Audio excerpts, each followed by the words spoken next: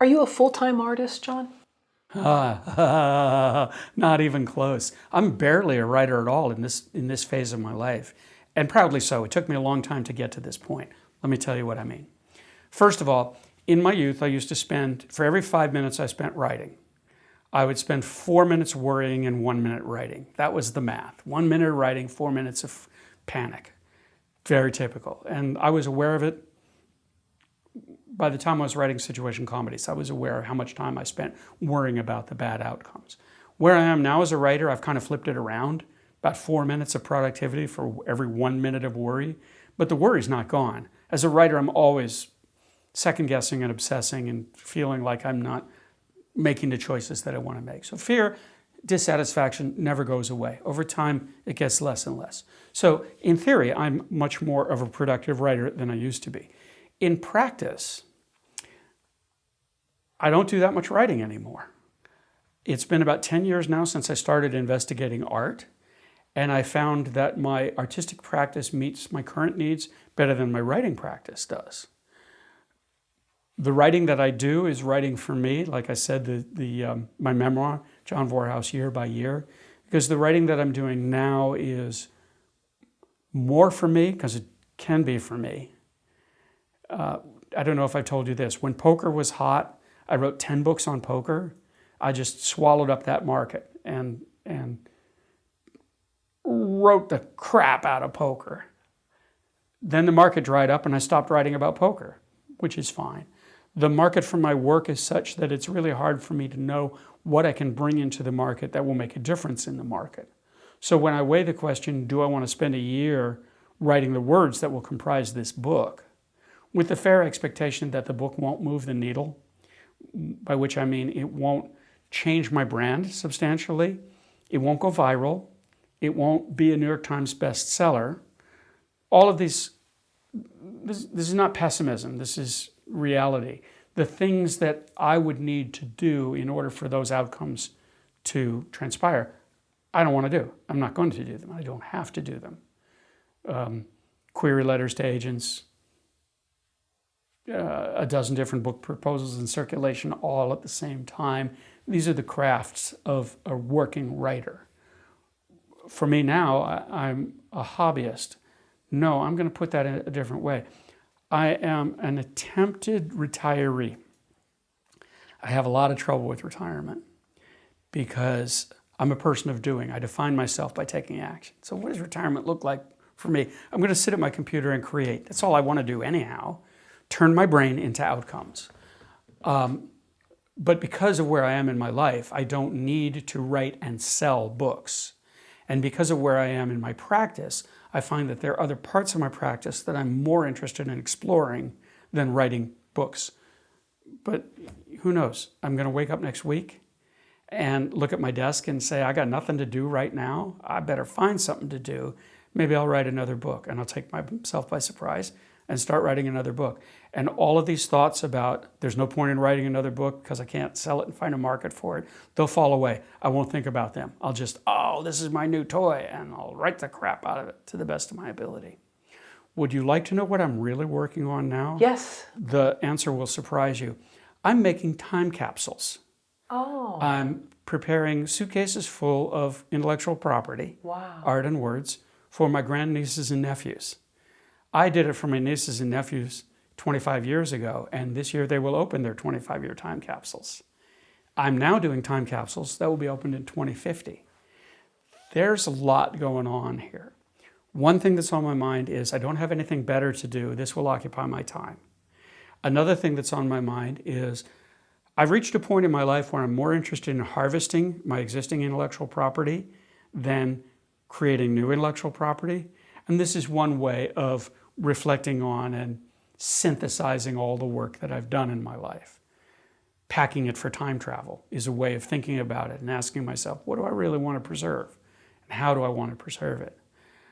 Then the third element is, I don't care about Amazon sales next week, but I care about my legacy. I care about all of the things that I've thought about and all of the things that I've created. And I care about how those things will live beyond my life. I don't have a mindset that says I'm going to look down from heaven and see everybody reading and enjoying my books and understanding how great I was at last. That's not where this is. It's rather this. In 1994, by luck, I wrote a book called The Comic Toolbox. In 2024, I can judge that book a classic. How do I know it's a classic? Because it stayed in print for 30 years. Generations of writers have found their way to it.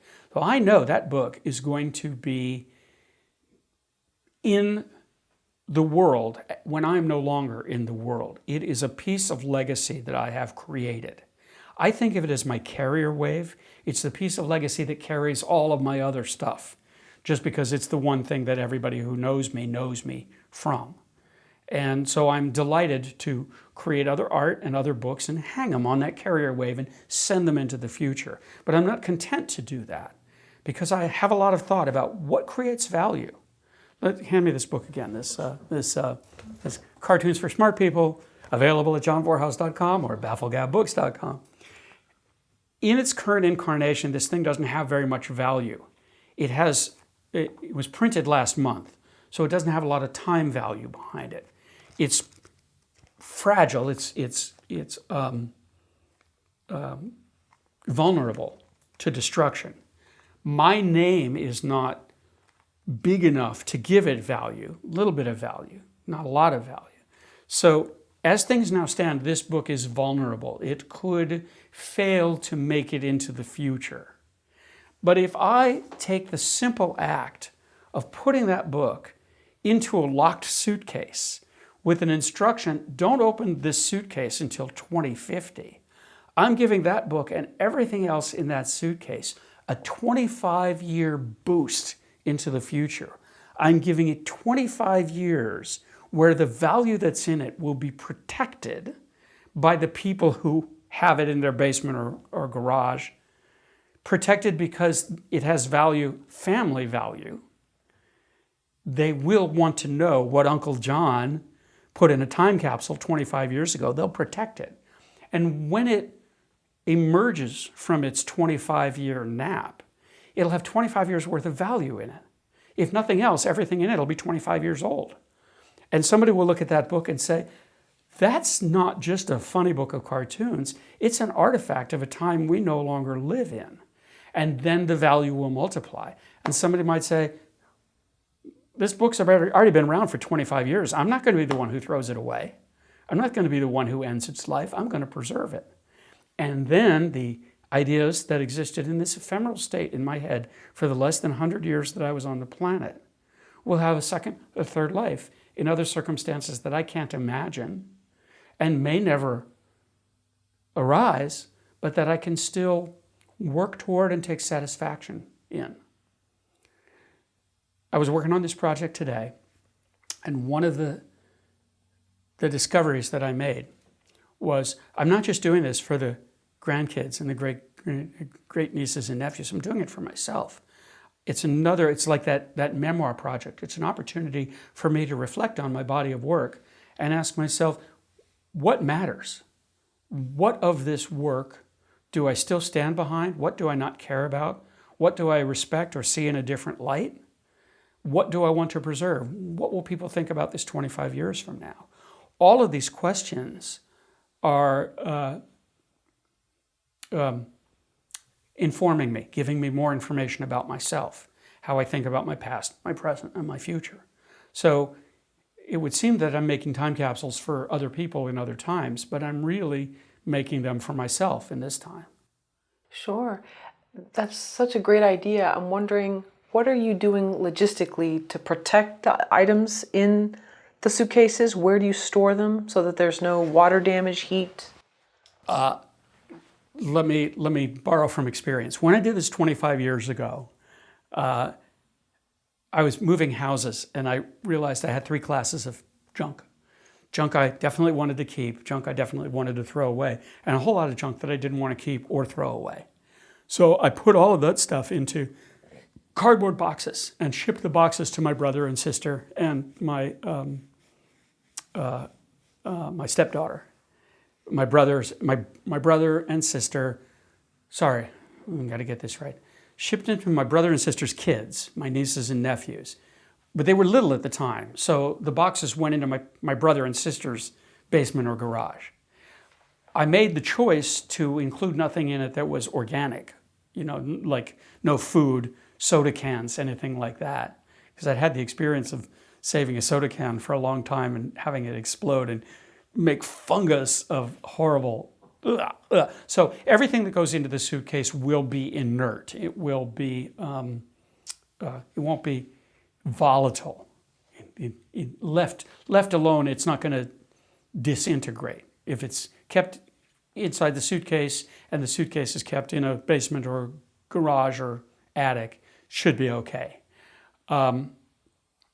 If there's fragile stuff, I'm protecting it with, padding. There will be works of art there that are in glass or acrylic, and those will need to be padded, and the suitcase itself is hard-sided. The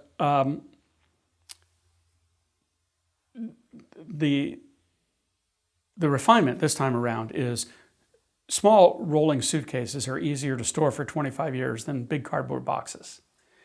The suitcase will be labeled, it will be locked, it will be sealed with tamper-proof tape or sealing wax. I haven't quite decided yet. Wow. I'm investigating this. But it doesn't ride 25 years in the future unless people agree to let it ride 25 years in the future. Could be that one day in their teens, one of my great nieces will wake up and say, I'm going to open that thing now and I don't care about the consequences. And then maybe she'll get to the tamper-proof tape and say, oh, Jesus, I don't want to be the one to cut the security tape. Somebody else got it. All right, back in the closet it goes. But it's small, it's a rolling suitcase. It can move around with people's lives for 25 years. That's not that long a time. Wow. So there will be paper, there will be glass and metal fabrications and acrylic fabrications. A lot of ephemera, stuff that's current now or maybe already old. Poker chips as an example. I put the poker chips in because they might actually be worth some money 25 years from now as collectibles. And I want this to be a treasure hunt for the kids. So I do want there to be stuff in there that's not just all self-indulgent, just my body of work. I want it to be a rewarding experience for someone who will be 25 or 30 years old when they open it in 25 years from now. I'm also including hard drives. And it's worth thinking about this because my research tells me that solid-state drives, SSD drives, will not last for 25 years. But I don't believe that's true, and I'm determined to find out. It doesn't cost me but $20 to buy a 1 terabyte solid-state drive, and I can put, this is the part that boggles my mind, I can put 50 years of creative practice, my whole entire body of work, on one hard drive, no bigger than a telephone, no bigger than a cell phone. So if it turns out that the physical version of Cartoon for Smart People goes viral in 2050, somebody's going to figure out a way to get access to that hard drive, and they're going to find a file labeled Cartoons for Smart People, the second 100. There's a whole other body of work in there that may or may not ever get exploited. If you ask me, I would say none of it will ever. Nobody's going to be excited about it. Because what did I just say before? Nobody loves your stuff as much as you do. I'm making a time capsule that I love. Other people might be interested in it, but they're not going to love it the same way I love it. It's not their life. It's my life. You know, it's interesting, sorry, just to sort of segue to this, is that someone on Twitter had found all these photographs in the Altadena fire, and they put them online. They said, if this belongs to you or your family, please let me know. I'd like to get it to you. And they were Polaroids, and it was very powerful. And I don't know these people, but just to see a snapshot into someone's life and realize that might be all they have left and how important that would be. So it just kind of segues to what you're talking about. Suppose I have in mind to do about half a dozen of these time capsules, maybe more, see how the year goes. It's a 2025 project. But I'm not doing them all at once. I'm doing them related to travel plans. It happens that in early February, I'll see my brother who will be going from where I see him to where his daughter lives and my great nephew lives. So he's getting the first one, and I have to have it done in 3 weeks. So the pressure of a deadline, that's always good. But let's imagine it happens like this. I have this idea to do a half a dozen time capsules, and then who knows, maybe I'll have a career making time capsules. And this is the first one. And I give it to my brother, who gives it to his daughter, who stashes it for her son. And then next week I get hit by a car and killed. So whatever my intention was, that's the only time capsule that exists. That puts a whole different value on it, just like those Polaroids. All that's left is those Polaroids. They have a value that is so much higher than they had 2 weeks ago, right. Immeasurably higher. And we don't know how value is going to rise or fall. A lot of people are contemplating a phrase of my coinage these days because of the fires: you don't own things, things own you. I'm very aware of how I am owned by my things, the things that I've collected. And one of the reasons for this project is to get some of that stuff out of my life and stop being owned by it. But people who have lost everything in fire have an opportunity, I'm sure they're not thinking about it in these terms, have an opportunity to imagine, to live a realized life without the stuff. It might not be an opportunity that they wanted or welcome. I'm certain I wouldn't welcome it. But I gave this some thought. If I did lose my house in the fire, I would mourn for the stuff, for sure. But I would also recognize that I've been set free from a lot of stuff that physically holds me down. And then I would try to cherish the stuff that I still have. That's why I like these time capsules, because everything that goes in there is something that I had the intent to put in there, which means that it at least had meaning to somebody once upon a time. And it will certainly have meaning to other people in 25 years' time, maybe less, probably a lot less, maybe more, but certainly different meaning, simply because they will be reacting to it differently than I react to it. But is your art really owning you, and is that a bad thing? Doesn't it give you purpose? I was driving over here today thinking about a project that I might like to do and figuring that I might end up talking about it here, and it speaks to this question about what owns you. Among other things that I find as I go through my stuff, I have stacks and stacks of promo cards that I've made for various books over time. And each one of those promo cards represents a lot of creative effort. It's not possible for me to throw them away. They're little business card size things. I cannot throw them away. So in that sense, I am owned by the image. I'm owned by the act of creation. It's not within my power to throw it away. It is barely within my power to stick it in a time capsule where I can't see it ever again in life. And that's, I feel like Frodo trying to destroy the Ring of Power. Just take the ring off and throw it in the suitcase. You'll be free.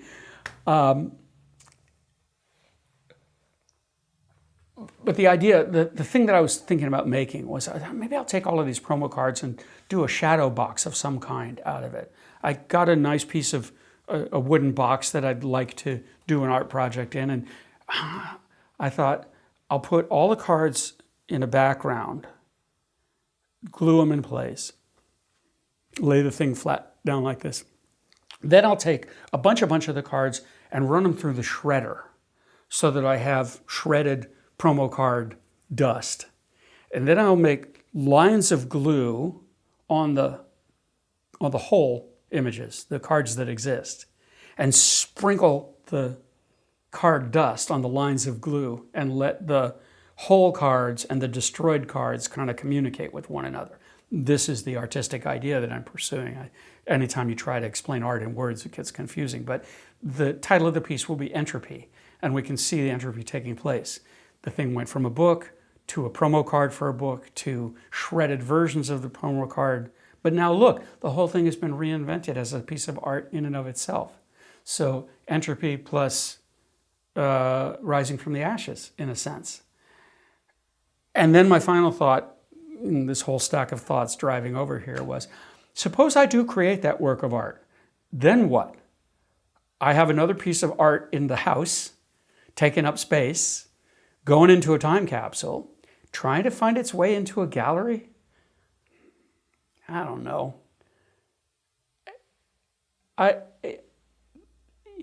This is, you can see I'm having trouble with this, but this is the problem we all have. I've created the thing, now what? I have to create it because I have this urge. I have to exploit it because I have that urge too. And if I create it and I don't exploit it, and I just have it, that's when it becomes a burden to me. That's when I am owned by my art. If I create it and give it away or sell it, then I'm not owned by it. But you can see the flaw in my plan is I don't sell. I create, I give away, I don't sell. Am I afraid to put myself out there? Am I a 69-year-old who recognizes that art, like stand-up comedy, is a young person's game? And there's really no fruitful path for me in it? Am I the sort of person who doesn't need the money that comes from selling and therefore can't be bothered to do the work of selling? I don't have the answer to these questions. But what I would say to you, our job isn't to have the answers. Our job is to explore the questions and not blame ourselves for the answers we get. Sure. Yeah, that's fascinating. That reminds me of your friend that wrote the book that was 300 plus pages? 350,000 words. Oh, the words. Okay, right. And I guess his intention is not to sell it, but there was a need. He needed to sit down and do this. So whatever comes with that. And I know there's been arguments in the past with our interviews where why would I want my work just to sit in these hard drives and great. So now it's just terabytes. It's not actually a finished a film or something. But if you can't censor wanting to do something, and if it's sort of festering inside of you, you have to do it. We touched on this before. So much of the work we do will never see light of day. That's just the nature of things, and that's not new to us. It's the history of art. It's the history of writing. Far more art has been made than has been seen by orders of magnitude. Far more words have been written than have been seen.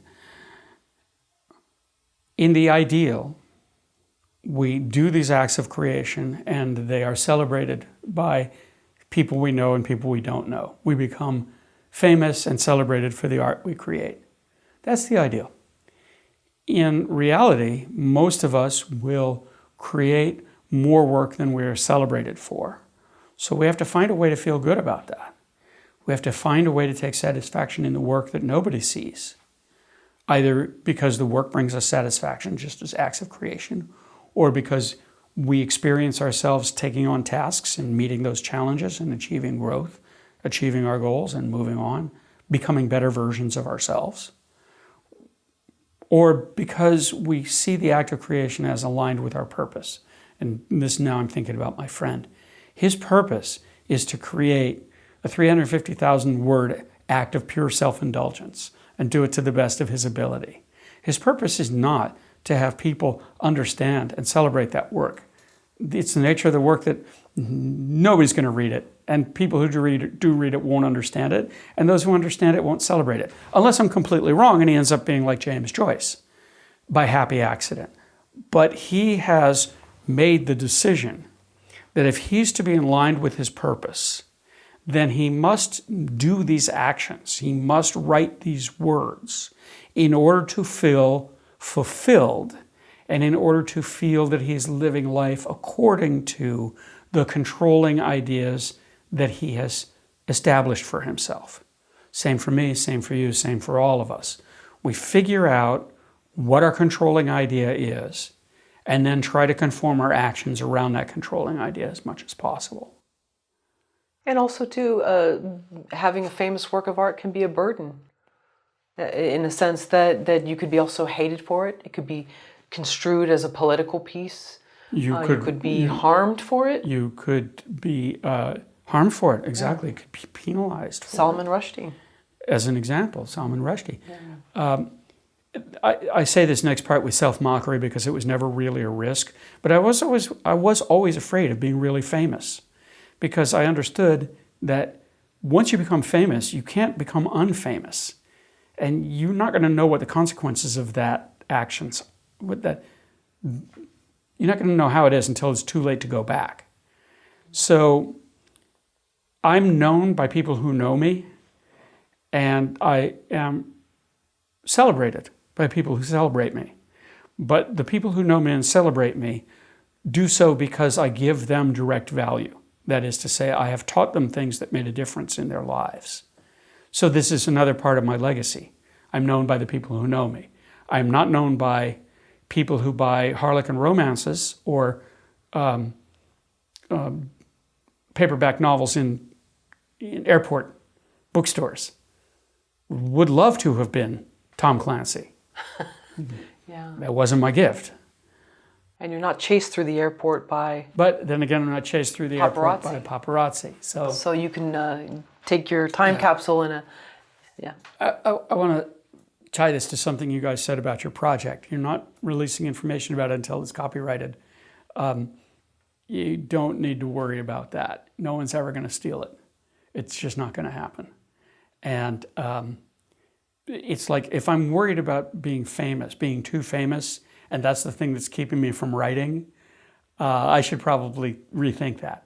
That is to say, if I were you and you're worried about how bad it's going to be when you're famous, don't worry about that. Just do some writing and see how it feels after that. Likewise, with you or anybody else, there's a lot of people who say, I don't want to put my work out there because people might steal it.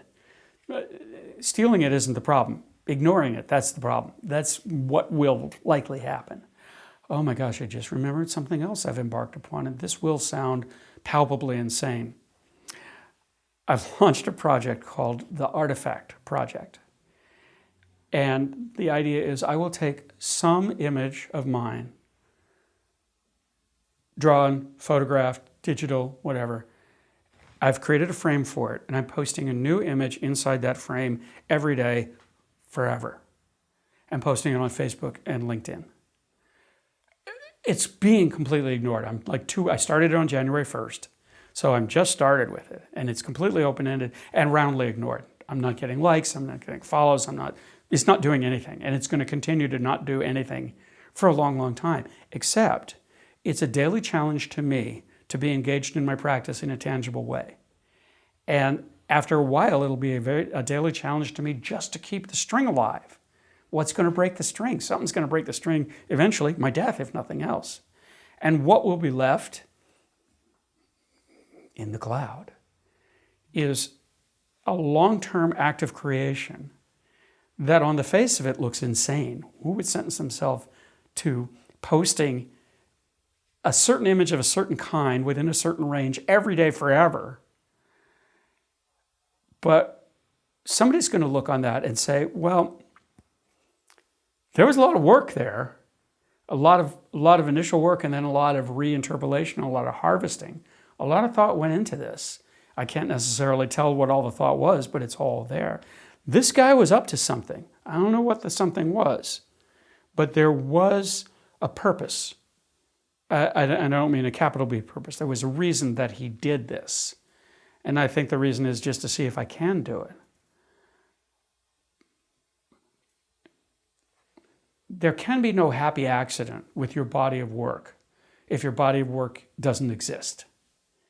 There probably won't be a happy accident with your body of work. Your particular novel won't be a bestseller. Your particular artwork won't hang in a museum. Your particular song won't get played on the radio. This is inevitable. But there are happy accidents, and none of them can take place if the work doesn't exist. So if you want to have any shot at all in having your work be celebrated, it stands to reason you have to create that work and do what you can to make it good enough to make it worth celebrating. This project that I'm thinking about, not one of those images is high art. A lot of them are just jokes. But if you multiply an image set by 365 by 10, then you've got 36,000 images. So if I live to be 80, I can generate, I might have the math wrong, 365 times 3,600 images. Anyway, whole lot of images. A single unified artistic statement that might just be high art, might just be fine art. We'll find out. Well, you mentioned age. Now, I watched a biopic about a Finnish artist. Forgive me, I'm blanking on her name. I need to go back and look at it.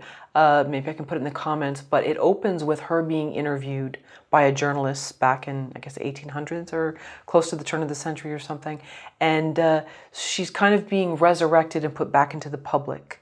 And she needs the money, and her family kind of relies on her and kind of uses her. And anyway, some wealthy patrons come to call, and they want her paintings. She doesn't really want to sell them, but they need the money.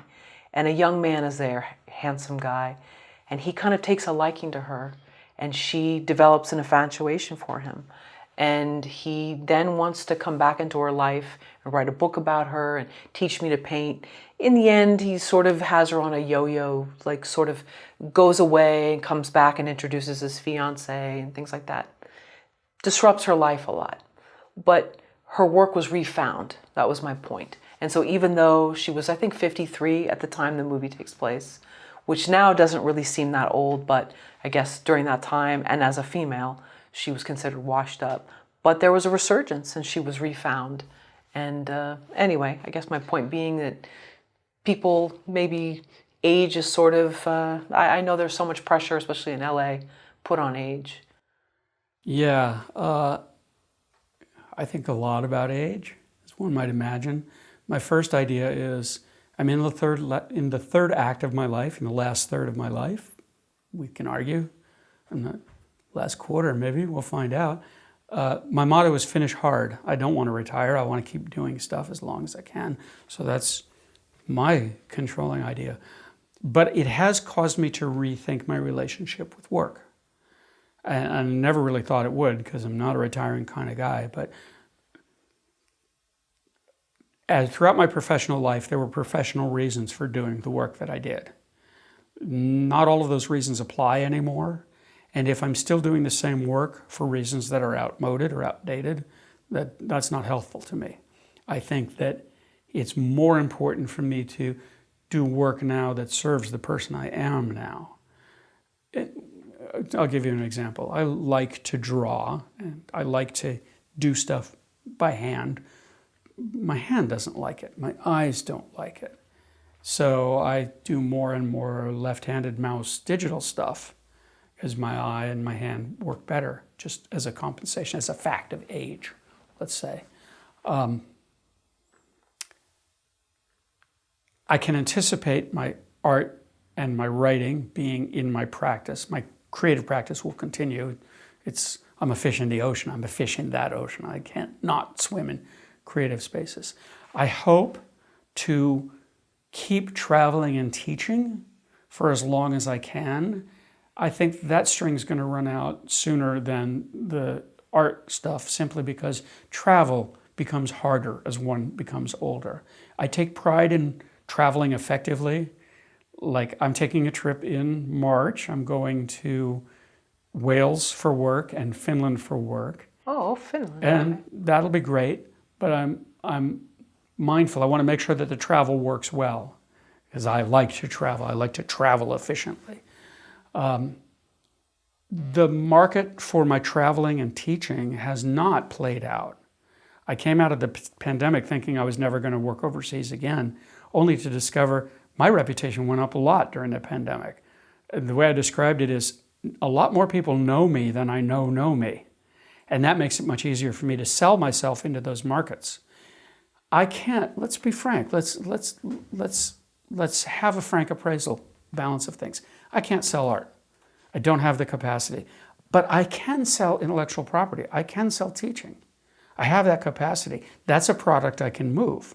So part of my thinking is sell the product that will sell, and don't try to sell the product that doesn't sell. That's a good way of thinking about it. If you got product that will move more of that product. That's where your market lies.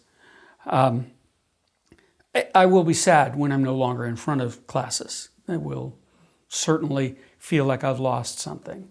And Zoom won't change it. Zoom won't replace it. It will sustain. It'll extend my career.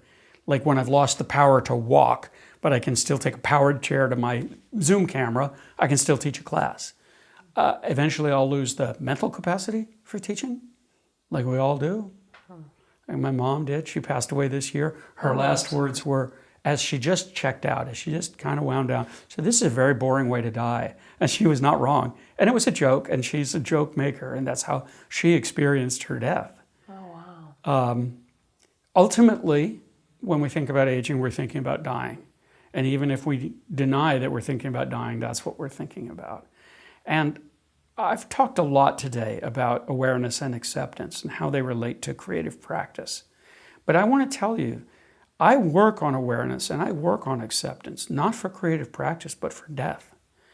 Because every time I choose to take a setback and interpret it as a chance to work on my acceptance, I'm practicing for the one thing I have to accept more than anything, and that is my own passing.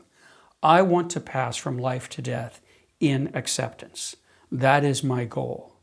And my strategy for achieving that goal is to be in acceptance as much as possible. Stuck in traffic? Accept it. Fight with your spouse? Accept it. Can't run as hard as I used to? Pulled a hamstring? Had surgery?